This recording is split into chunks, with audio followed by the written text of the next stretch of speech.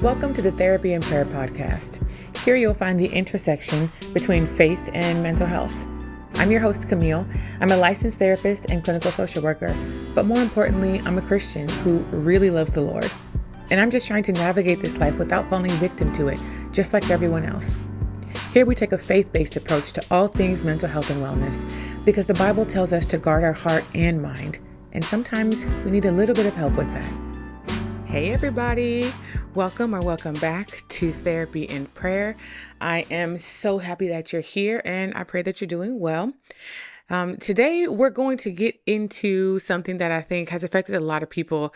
I've heard a lot of dialogue and rhetoric lately around making adult friendships, and I myself have been dealing with that and just trying to find a way to navigate through that in a really intentional way, like maybe I haven't before.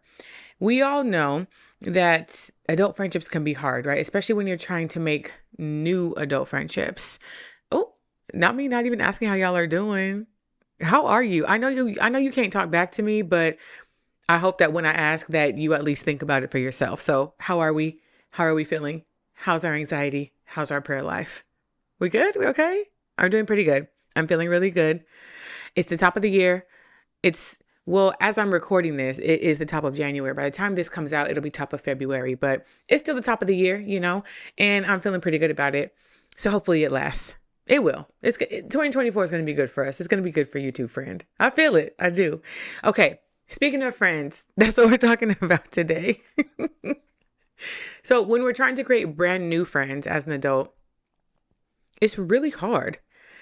And I know I have reflected and just thought back to how easy it was in childhood. Like we didn't have to go through all this, but in adulthood, it's really difficult. And, me personally, I'm someone who has always had a lot of friends. Like I know a lot of people, but everyone is really spread out or fragmented.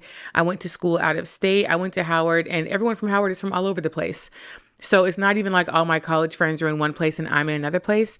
Everyone is in different places physically, but also everyone's in different places in their life, and friendships grow and evolve and change.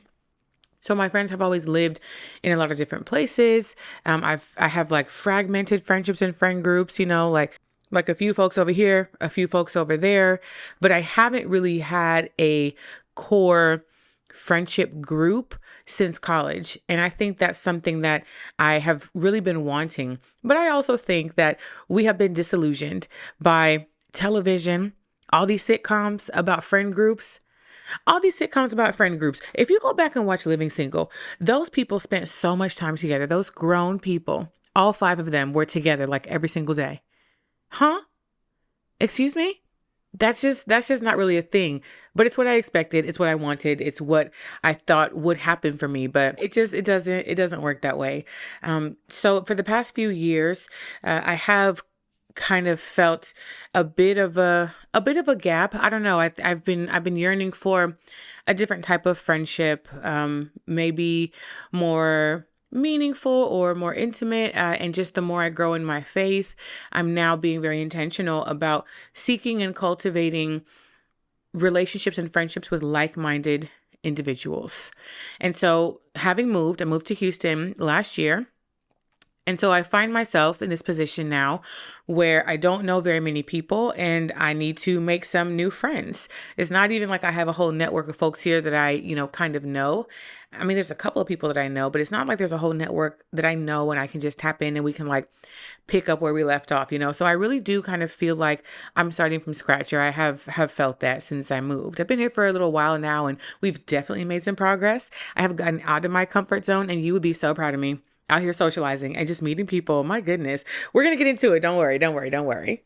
And so even though I haven't had a core friend group for a while, it's been okay. Sometimes it's okay.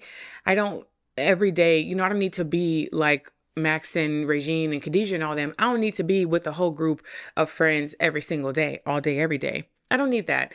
And I'm a homebody, so one thing about me, I'm going to stay in the house. Okay. Listen, I'm going to stay in the house. That's why if y'all only knew, okay, me going outside and trying to meet people at all once or twice, that is huge. And I'm very, very proud of myself because I will stay in the house, especially now that I have this dog. We will stay in the house. Okay, that's my companion.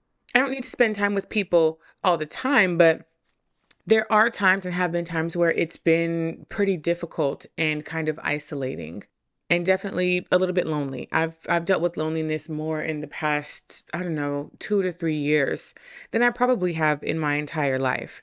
And I've had some conflicting feelings about it and have, felt like, am I being, I don't know, complaining or ungrateful for feeling lonely? And if I'm lonely, does that mean that I feel like I need other people, but I don't need other people? It's okay to want other people without needing them. So it's just this inner turmoil that comes with cultivating friendships on purpose. My past relationships and my past friendships have kind of been on accident.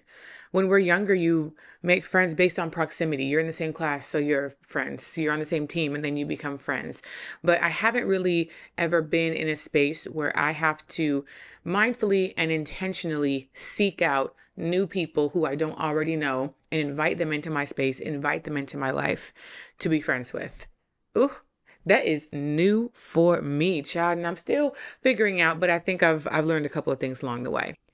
When I did move, a part of my prayer was that I would be able to find a sense of community here.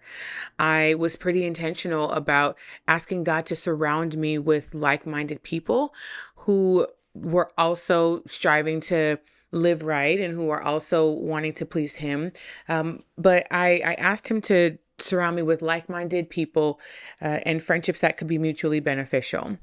That's something else I'm not sure if I've talked about it here or not, but some of my friendships haven't always felt the most balanced. So that was something that I was intentional about praying for as well. But I wanted God to bring me people who I could have a spiritual compatibility with. That's a new characteristic that has really jumped up to the top of my list when I'm looking for any kind of relationship, platonic, friendship, anything. That spiritual compatibility. It's huge for me at least. But finding friends, finding community, just like everything else, it's way easier said than done. It's easy to say, yeah, I'm going to move out here and meet some new people. Let me go find some new friends. Let me just build this great, strong community. Let me just build this village around me.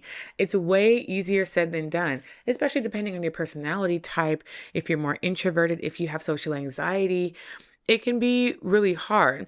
And because it's difficult, it can be really tempting to just continue to isolate and stay away from people and continue to lean into this narrative that you don't need anyone.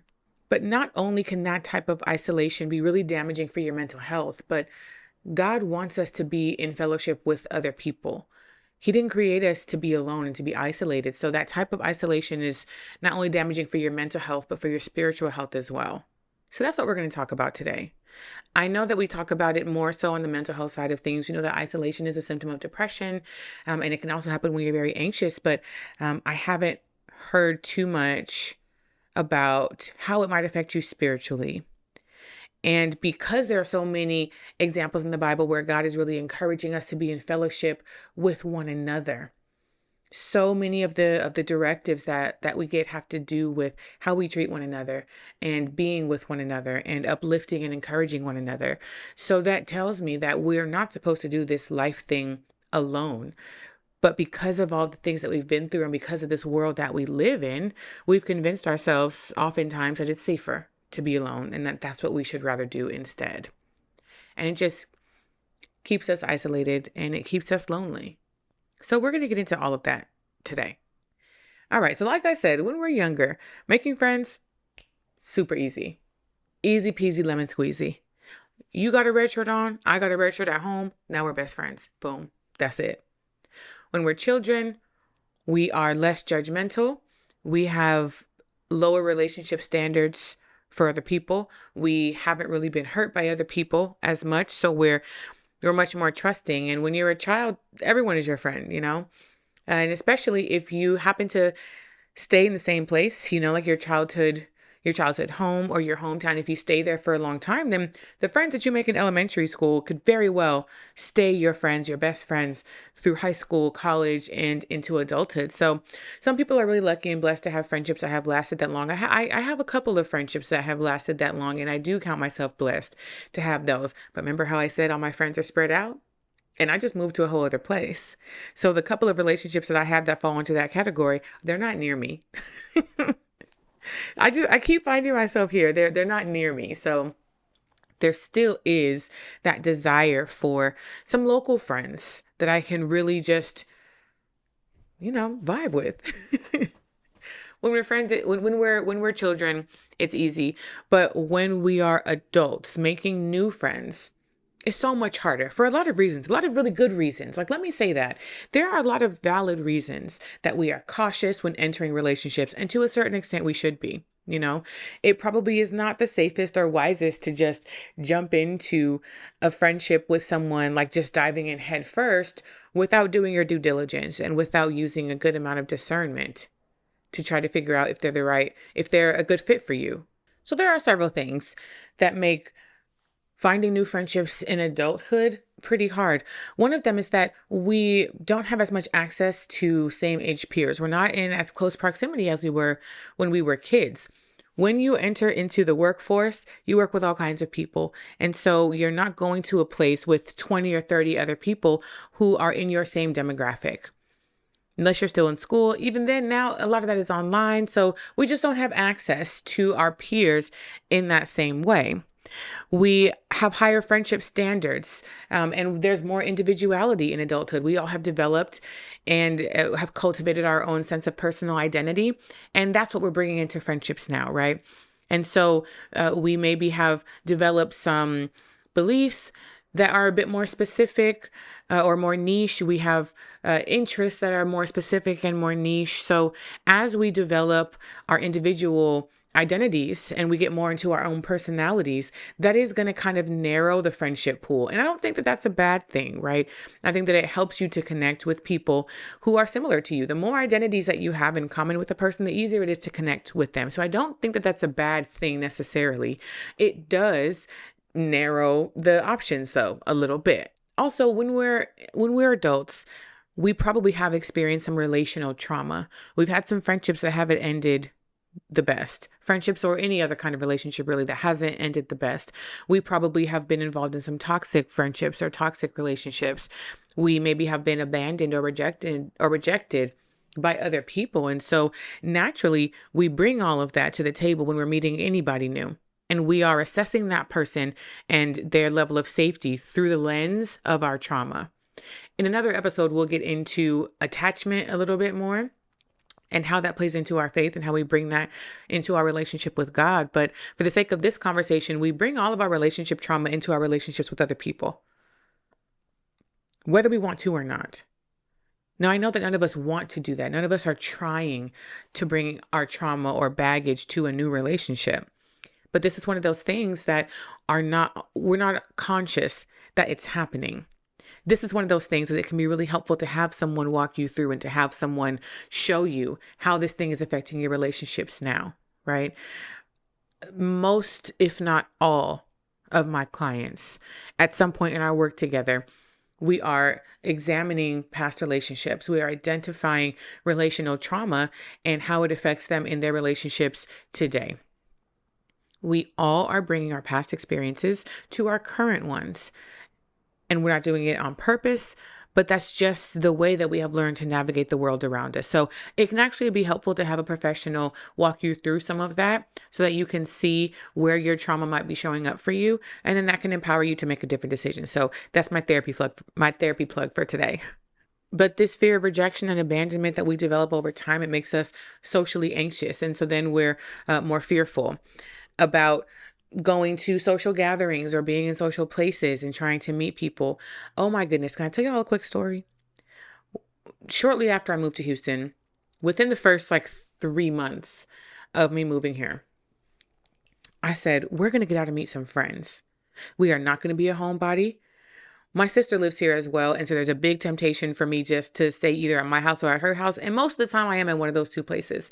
But it would have been easy for me to just say, I don't need to make friends. My sister lives here. Hello? That's my very best friend. Why do I need any other friends? But I was like, no, Camille, you need more than just one person. She also just got married. So like, we don't want to just be a habitual third wheel, right? Love both of them to death. They don't make me feel that way, but naturally sometimes I just, okay, anyway.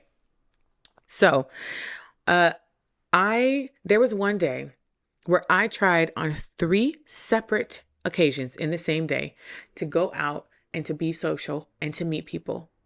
I did all these by myself, solo, okay? That's new for me too. I go places by myself, but I go places to be by myself at those places. Like I'll take myself to dinner, but please believe I'm going to sit in a booth. I'm going to sit in a corner somewhere. I'm going to say, put me by the window. And I'm going to mind my business and I'm going to enjoy my quality time with myself. So I do that, take myself on little solo dates, but that's a little bit different than going to a social gathering alone. So the first event that I went to, it was at this like art gallery, and the gallery itself was pretty cool, but there was literally not another person in there. I was in there all by myself with like the gallery owners, all by myself. A couple minutes later, a couple walked in. All right, that's a couple. I'm not going to infiltrate a couple. And we were the only 3 people in that exhibit. I stayed out of obligation for like 20 minutes, took a couple of cute little pictures, and then I promptly left because what's going on here? Not making any friends here. I complimented the lady in the couple on her dress on the way out the door because we all left at the same time. We all were disappointed. Okay. So that happened. And I said, oh man, I really hyped myself up to like be social. I have been watching all these TikToks about like, how to try and be more charismatic and like making eye contact with people. And I was like ready to start practicing and putting into practice. That was a bust. So I said, you know what? The day is young. The evening is young. There's a bar that opened up by my house, not too far. I think it said it was like a bar lounge, something like that. And it was still early enough in the evening that I didn't think that it would be too packed. But I said, listen, there's a bar. All the girls are saying, just go sit at the bar, get you a drink and sit at the bar and look cute. I said, I can do that. So I came home, got a different kind of cute because I was already cute. Let's be clear about that. Got a different kind of cute, went to the little bar lounge. I was once again the only person there except for another couple. Now, this couple was an older white couple. They seemed lovely, but not my demographic. So I sat at the bar, had me a little drink, and promptly left because it was empty. I don't know if it's because that place had just opened and word hadn't gotten out yet, but it was empty. I was like, what? I'm actually like really trying today. And then I did something that I have never done and will never do again. I got on my phone, I got on Eventbrite, and I looked up like free things that were happening near me. I saw that there was a free like Afrobeats party happening down the street. I said, I love me a little Afrobeat. Love me a little Afrobeat. But I've never been to a party alone. Oof. It was the most uncomfortable 15 minutes in my life because, of course, that's about as long as I stayed. If that. I got me a little seat at the bar, but then I had to get up because the people that were working there, they needed to get to where I was, or for whatever reason, I had to get up from my seat at the bar. So now I'm just standing there. Everyone's there with their friends. Everyone's having a blast. And I was like frozen. I couldn't have gotten myself to dance. If I wanted to, I could not. I could not will myself to do it. I was literally paralyzed, frozen. I was like, people do this. People go to parties by themselves, by yourself. Oh my, never again. Never again. Anyway, I was proud of myself for trying, but I said, listen, that was 3 times I tried today. I think I can say I put forth a valid effort, and it just wasn't my day. It just was not my day, but my goodness. Ugh. So like knowing where to go and in a new city and like, it's just, there's a lot. Making friends as an adult is hard. I think we can agree. It is very difficult. Okay. So give yourself a little bit of grace. If you have been trying to make friends and you haven't been very successful yet, it's okay. Like we're in the same boat. Okay, let me get back on track. That was just a quick little story, a quick little anecdote, if you will. But I think the point of that is that connection in general, I think is harder as an adult. Kids connect with anybody. Like it does not take much. But when you're adult, connecting with other people is so much hard because of all of that trauma that we talked about that we bring into all of our relationships. We done been through some things. We're also very busy. We have to carve out time for other people and prioritize it. It's not like naturally woven into our day. But I think that the main reason that connection can be difficult is because we have really convinced ourselves, or some of us have, let me not speak for some of you, for you extroverts out there, but we really convince ourselves that it is safer to isolate than to risk being vulnerable with new people. That fear of vulnerability is the biggest fear that anyone has. I think that exists anywhere. I think fear of vulnerability is the biggest one. And let me tell you something, there are some big hard-hitting fears, okay? We've got fear of rejection, fear of abandonment, fear of judgment, fear of failure, fear of success, but all of those boil down to a fear of vulnerability. So we've found, or we've convinced ourselves that it's just safer just to not. And then we tell ourselves and tell other people, I just don't like people, or I don't do people. And we turn it into just being very, very selective, right? But really we're probably very, very fearful. And again, for probably good reason. But connection and community and fellowship, even though they're difficult, fortunately or unfortunately, it's like really necessary for your overall well-being, you know? So I want to talk about some of the ways that community and connection is beneficial for your mental health. One, it keeps you active and stimulated. A lot of us, if we don't have something specific to do, a specific activity, it's really easy to lead a sedentary lifestyle. It's really easy to not do anything. So having friends keeps you active, because a lot of the times you and your friends have some similar hobbies, similar interests. So you're doing things of interest together. It keeps you stimulated. We can learn from other people. I saw a TikTok the other day, and this girl was talking about just the importance of speaking to other people who are not even in the same demographic as you, but just listening to other people, learning from other people, exploring different perspectives, really kind of keeping your mind sharp. When we are isolated, we create this like a bubble, and we start to live in this little bubble, and we need to get out of that bubble sometimes. And being with other people is a really good way to get out of that bubble. It also makes you less isolated and therefore less depressed. We talked in an earlier episode about isolation and how it leads to depression and how it keeps you in a depression. And there have been times where I've struggled with my own depression, and of course my default is to isolate when I'm depressed. And I think that had there been some closer friendships in my life at that time, that it wouldn't have been so easy for me to isolate. But I know me, I know myself, and I know that that's my default when I'm feeling depressed. And so sometimes I will call a couple of people and just kind of let them know, like, hey, this is where I am, like mentally, this is what's going on. And thankfully I have people that I feel safe enough with that I can do that with. But sometimes that don't happen until I've already kind of gotten into my depression, or until I've already been isolating in one way or another. There are different ways to isolate too. I think isolation is not just not leaving the house, like I don't want to minimize it to just that. You can show up and be around people and not engage. You can show up and be around people and not be present. You can be dissociating the whole time. You can start to share less and less and less. You can start leaving places early. I think all of those are a form of isolation, struggling in silence, suffering in silence, right? That is isolation. So you might secretly be suffering with something, but when you're around people, they have no idea about the suffering because you choose not to tell them and not to share. So that isolation can definitely lead to depression. So having some meaningful connections can decrease the likelihood of that somewhat. It provides mental and emotional support that's kind of connected with the other one. Listen, life is crazy. There are so many wild things happening. We all go through so much. This world is a cold, cold place, and it's a lot to deal with. Trying to deal with it by yourself, that is a different type of pain. So if nothing else, having some close, safe friendships and connections makes you feel less alone. It provides you with some mental and emotional support. Do not downplay the value in mental and emotional support. I know a lot of times we don't want to lean on people because there's nothing that they can do about our circumstance or about our situation.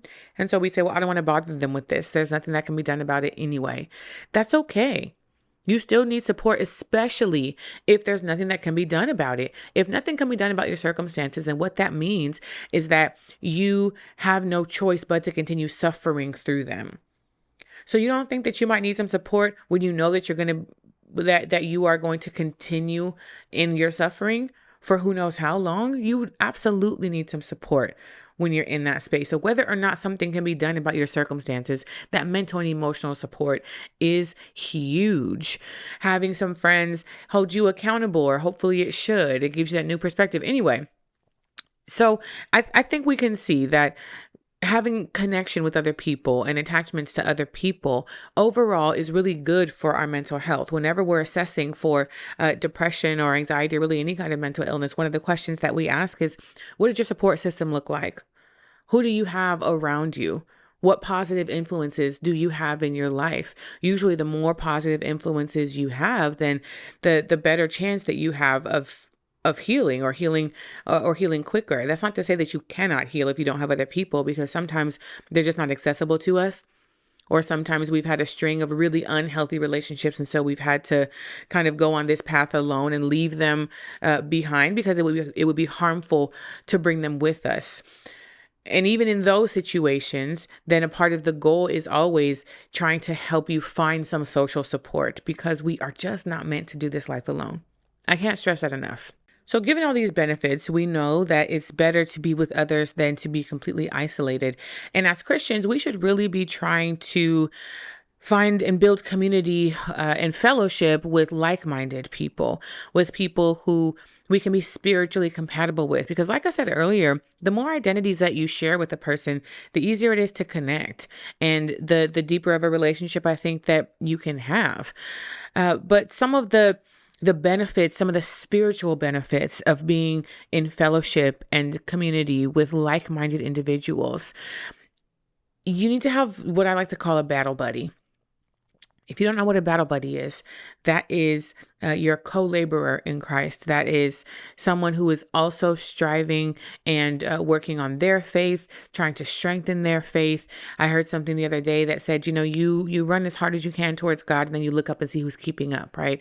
So that's how you know that someone is like spiritually aligned with you, if their walk is looking or sounding a little bit similar to yours, right? If you are having some symmetry in some of the things that you're dealing with, or if you have like a similar level of spiritual maturity. One of my battle buddies is my sister-in-law, Shoshana. Love her to death. We have been doing a weekly Bible study for several years now, and it's just brought us so much closer. Anytime that I have any kind of spiritual revelation, I cannot wait to share it with her. Oftentimes, the things that we share with each other are also applicable to what the other person is going through. We pray for and with each other. It's been such a blessing to me. But you need someone who is running the race at a similar pace as you. If everyone is running faster than you, then you're going to feel like you're falling behind. It's going to be difficult for you to feel like you actually have meaningful support. Sometimes we don't feel like we can ask certain questions, or we're still, kind of alone. We see the other people, but sometimes it feels like we're never going to catch up. And if everyone is running slower than you, then you often end up, the dynamics are different in the relationship, right? If the spiritual maturity is not on a similar level, it's going to have a different type of dynamic. That's not to say that those relationships cannot also be beneficial or also be a blessing, but I think that they are beneficial in a different way. But for your own spiritual walk and faith journey, it's really important to have a battle buddy who is running the race at a similar pace as you. There's also a different level of accountability that comes with having faith-filled friendships. Maybe we'll call it that. There's some accountability there, because we know that we're both trying to live this Christian life where we're both trying to be faithful. We're both trying to be pleasing to God. And so if I'm like way out of line, or if I'm doing something that's not at all Christ-like, then I would hope that someone who's in my spiritual community can tell me about it.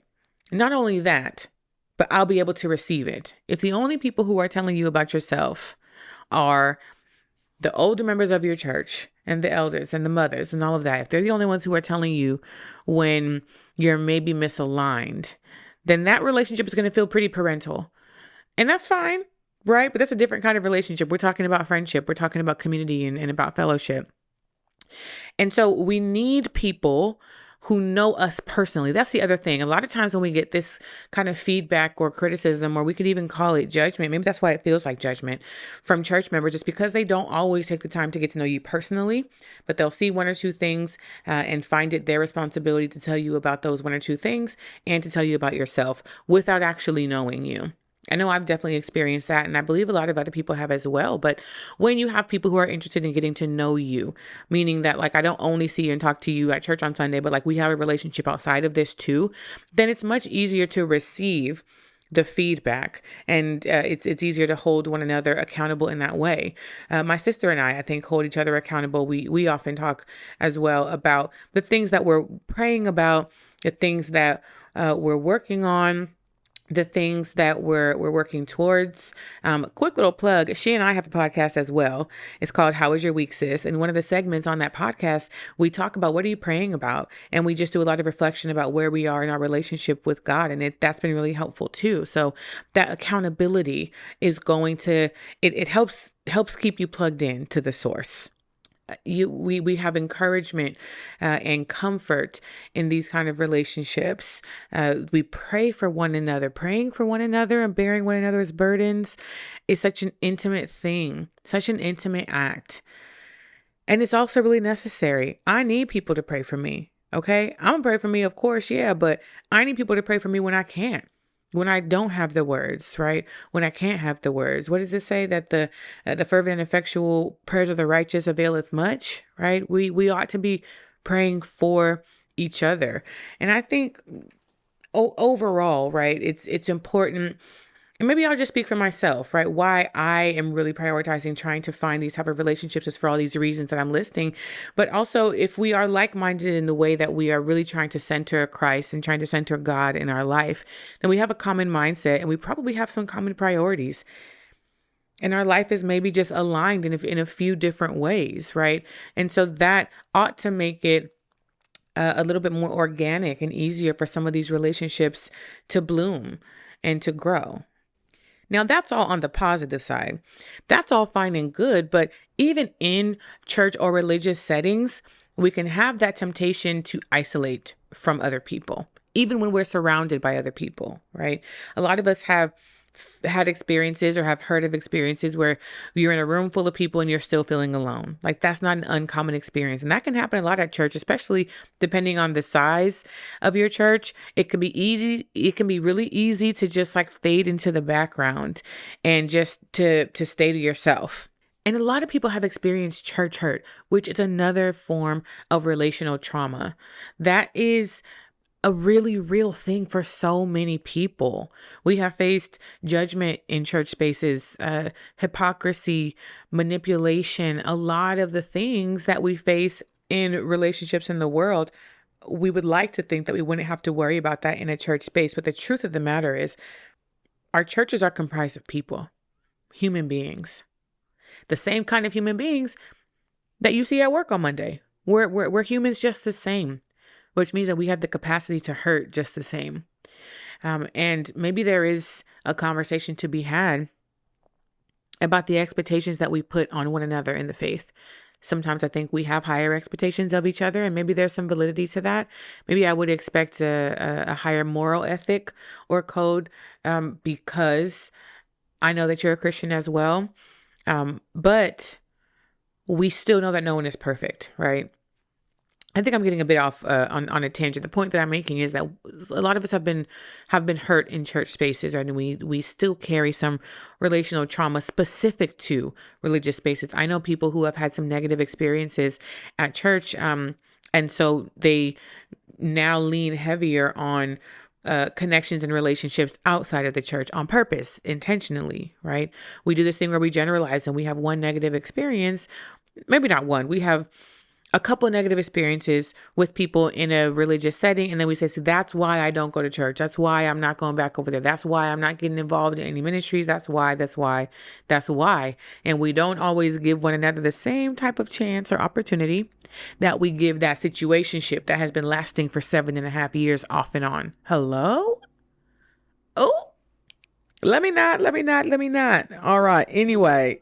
But sometimes we do face even more judgment inside the church, and that ain't right either. So we have to do better. We really have to do better. We trying to win souls to Christ, not keep them away, you know? But the judgment that exists in our churches is really one of the reasons that it was important for me to do this show. I'm really wanting to destigmatize mental health in our faith spaces, because the stigmatization and the judgment, that's one of the main reasons that people don't reach out for help. That's one of the reasons that we continue to isolate and suffer in silence, because of the judgment that we face from people who are supposed to be encouraging and uplifting to us. So I'm really trying to do my part in making the faith space less judgmental, more inclusive, and more accommodating, because everybody is struggling with something. Literally everyone is struggling with something. But as believers, we need one another. We are quite literally living in the devil's playground, and he is intent on destroying us. The Bible says that he is roaming around like a lion, seeking whom he may devour. A lion? The king of the jungle? Vicious? Are you joking? Like, he's intent, like he wants your soul. He's pressed about it, actually. Like, get a life, get a life. You're obsessed with me. But he is that diligent in trying to attack and destroy us. And so we have to be as diligent in strengthening our resources. And there's strength in numbers. But that's why we really need each other. I've said it multiple times already, and I will continue to say that it was never in God's plan for us to be alone. And sometimes it can get frustrating knowing that relationships are hard, even though we need them. Like, if we're not supposed to be alone, it's almost like, if they're so necessary, then why do they sometimes feel so out of reach, Or why do they feel overcomplicated if they're so necessary? Shouldn't it just be easy if it's something that we need? Shouldn't it be easy to obtain or to maintain? But the answer is because humans are complicated. Honestly, humans are complicated and important things are hard. That's the fact of the matter. But maybe finding healthy, like-minded connection, maybe it's hard because it's pleasing to God. That's something that I've started thinking about in preparing for this episode. Maybe they're hard because it's pleasing to God. What I mean by that is the enemy is pleased when we have no one. He wants us to stay isolated, and he wants us to stay alone because he knows that there's power in numbers, and because he knows what isolation can lead to. He wants you isolated. He wants you depressed. He wants you hopeless. We really have to learn to be diligent and on guard spiritually in every element of our life, including in our relationships. Spiritual warfare is no respecter of persons. Spiritual warfare is pretty disrespectful overall, but there's no area in your life that is off limits, including in your friendships and including in your mental health. So we have to stay on guard, and we have to stay very diligent because of that. And temptation rarely looks the way that we think it's going to look. There's not often like a big old stack of money, and the temptation is just to take it and to steal it. But no, because I'm not going to steal, or no, I'm not gonna do a hate crime against someone, because that is what temptation doesn't come that way. It's really It's really in the subtleties. If we could see it coming, it would be much easier to avoid, but it's in the small stuff. It's in the nuanced, right? It's in the stuff that we're talking about now, the temptation to just isolate, the temptation to stay away, the temptation to try to protect yourself from people because people hurt you. And so we shouldn't get close to people. The temptation to stay away from spiritual relationships because people in spiritual spaces have hurt you before, but that's also going to keep you isolated and keep you alone.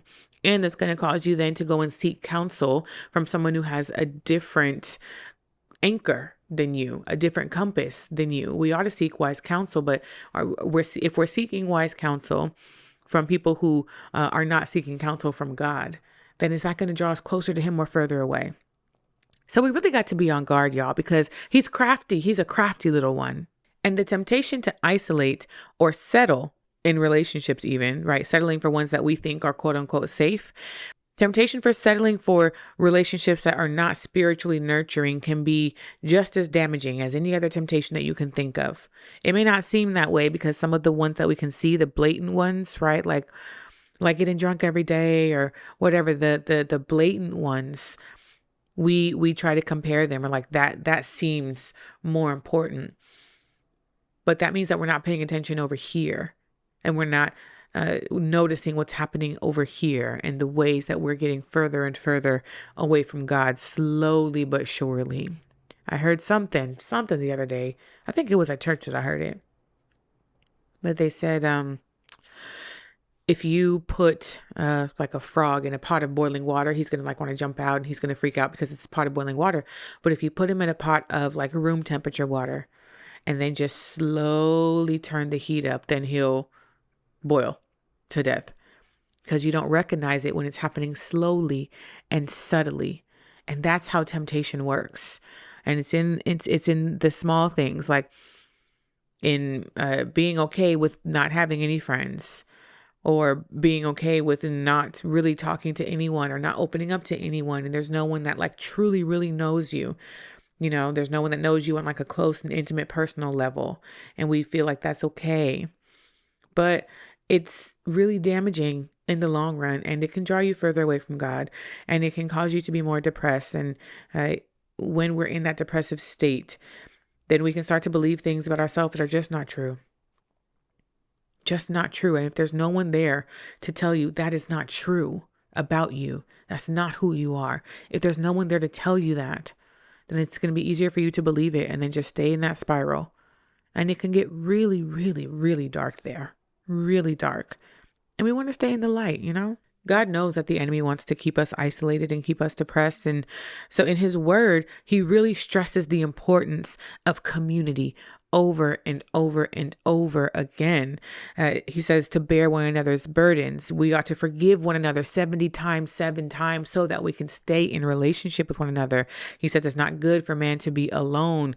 One of the greatest commandments is to love one another. We're supposed to lay down your life for your friends, just over and over and over again. He stresses the importance of being with one another, caring for one another, carrying each other's burdens, helping one another, having a vested interest in one another's livelihood and well-being, holding one another accountable.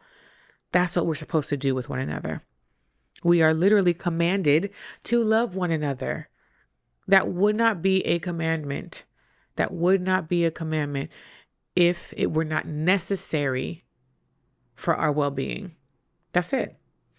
We're not commanded to be alone all the time. We're not commanded to not allow people to get close to us.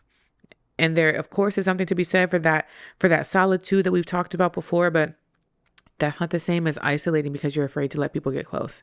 It's just not. So really take a honest look at yourself. If you're someone who finds that you don't have very many people close to you, take a look at that. Take a look at that and be honest with yourself about whether or not that is intentional or how you might be contributing to that. Because understandably, humans, we make relationships a scary place to be for one another, right? That's not by design, but because we're flawed and we hurt one another sometimes, we make it difficult to feel safe enough to enter into relationships with other people, right? We make it a scary place to be. Our experiences of being hurt, betrayed, rejected, abandoned by other people, like that's really, really valid. I'm going to say it over and over again. It's so valid. It's important for me to stress that because a lot of times on our healing journey and on our faith journey, we feel guilty for our response to something, or we say, I shouldn't care about that.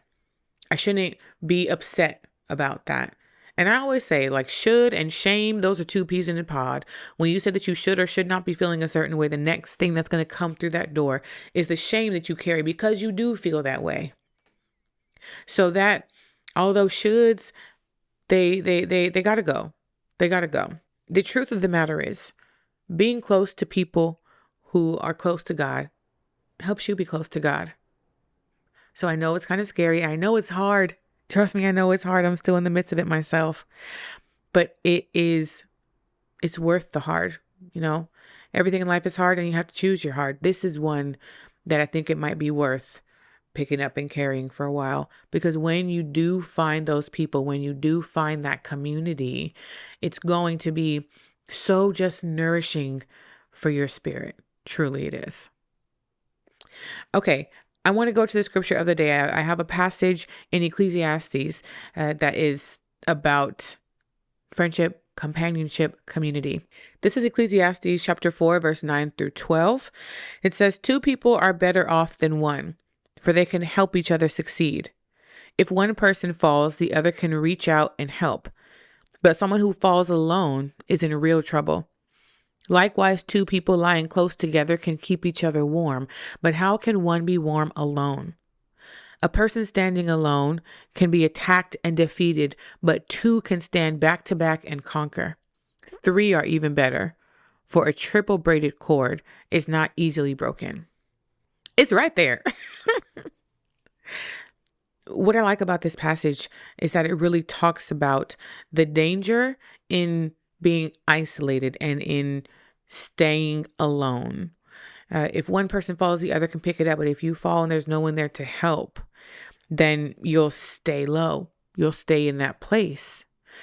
You cannot keep yourself warm alone. You're going to be in these dark, cold places alone. We need someone else to bring some warmth and sometimes to bring the light to us.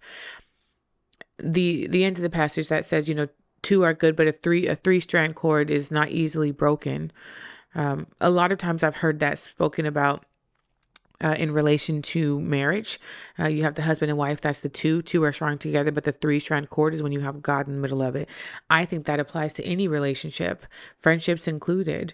If God is in the middle of your relationship with this person or with these people, then it's going to be strong and it's going to sustain. And really, that's something that I think we ought to think about when, just going back to some of the church hurt and the fear that we have about being hurt by folks again. Is God in the middle of it or not? A lot of those relationships and a lot of that relational trauma, I would be interested to know how many of those relationships were centered on God, were centered on a relationship with Him. Because when He's in the middle of it, then it's going to be fruitful, Okay, that brings me to our question of today. The question is, how do you go about finding spiritual friends? You might be listening to this saying, okay, Camille, like that's great and good. It's important. Agree, it's important. But it's the how. It's the how that's hard. My little story I told earlier about all them things I tried to do going to that silly party alone. It's the how. So let me just talk about, I'm going to answer this question by sharing what I have been doing in the past. How long have I been here now? 7-8 months living in Houston. And I want to talk about the approach that I've taken in trying to find some spiritual friends. I don't know if there's like a specific recipe. And I also would not say that I'm the expert on finding friends. I'm an anxious scout, and definitely in social settings too. But I have done a couple of things in trying to cultivate some spiritual friendships. And I think that it is actually paying off for me, which I'm grateful for. But the first thing that I would say in trying to find spiritual friends and spiritual friendships is to pray about it. That's not too small to ask God about. That's not too small to bring to God. Sometimes we think that we can only pray to God about the quote unquote big things in our life, finding a new job, finding a new home, looking for that relationship, increase my finances, heal my family member. But pray to God and ask him to bring you some spiritual friends and some spiritual friendships, right? Psalms, I think 37:4 says that, paraphrasing here, if you stay close to God, then he'll grant you the desires of your heart. If the desire on your heart is to have relationships that are pleasing to him, that is a desire that is pleasing to him. And so he's not going to leave you alone there. He's going to answer that prayer. So that would be first. Pray about it. Ask God to connect you with other people who love him. Along with that is be active in chasing a relationship with God yourself.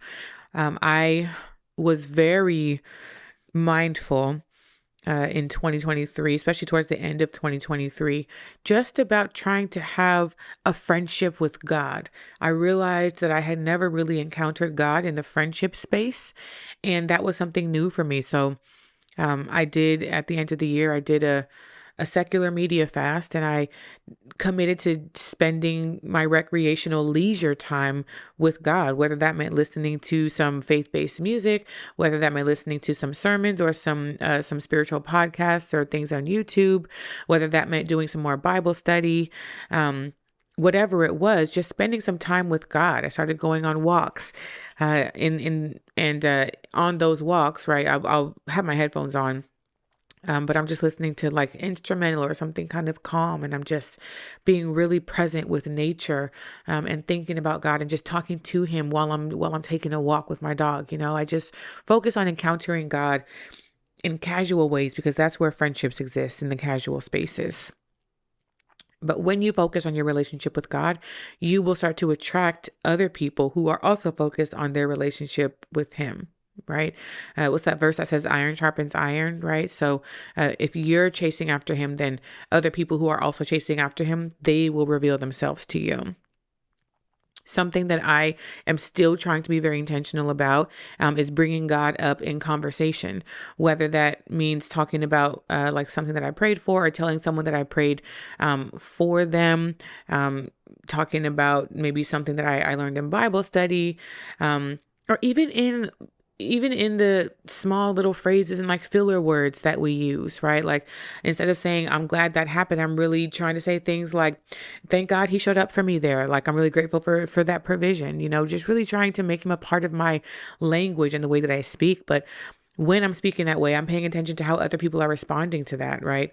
If they're also using similar language, or if they're not even addressing that at all, and it's just kind of rolling off, right? So that's something that I've been intentional about is talking about God and not keeping him so separate from everything else that I do. Another thing that I would say is to make your intentions clear. Kind of like how we do when we're courting and we're trying to date, right? Like some of the similar things when we're looking for a romantic partner, I think can be addressed when we're looking for friendships.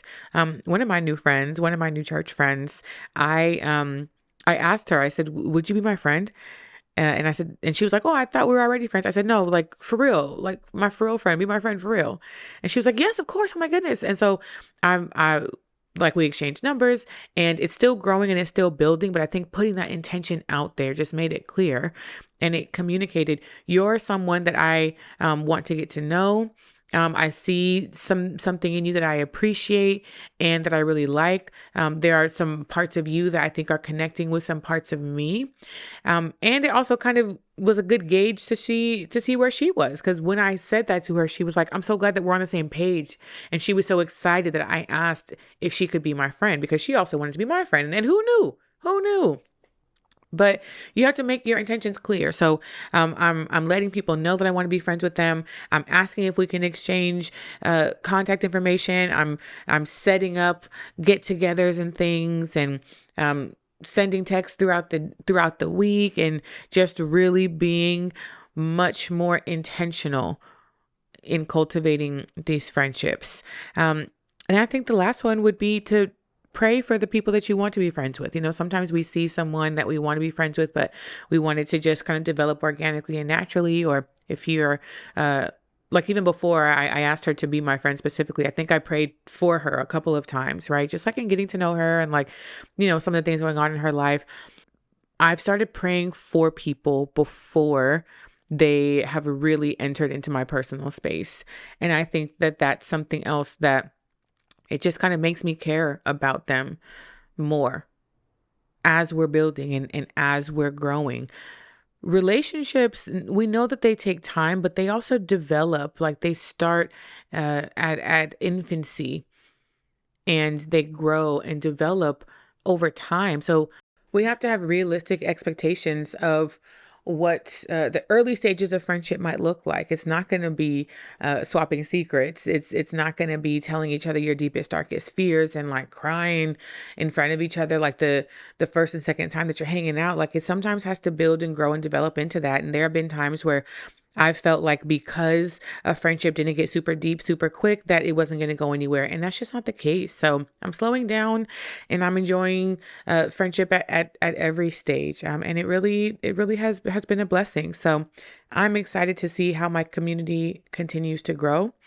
I still don't have that core friendship group as of yet, but I also don't know if that's necessary or if that's really a thing. Like so many people have things going on in their life. Okay, folks are married, folks have kids. Like, listen, that's just not real. That's just a myth. But that doesn't mean that you cannot still find meaningful spiritual friendships and relationships. Okay, I feel like this was a little bit long today, but I think I just really care a lot about this. And so I hope that this has encouraged you to maybe reflect on some of your relationships. And I hope that it will help you to be bold in finding some new ones moving forward. All right, that's all I got for you. Take care. I'll talk to you soon. Thanks for listening to this episode of Therapy and Prayer.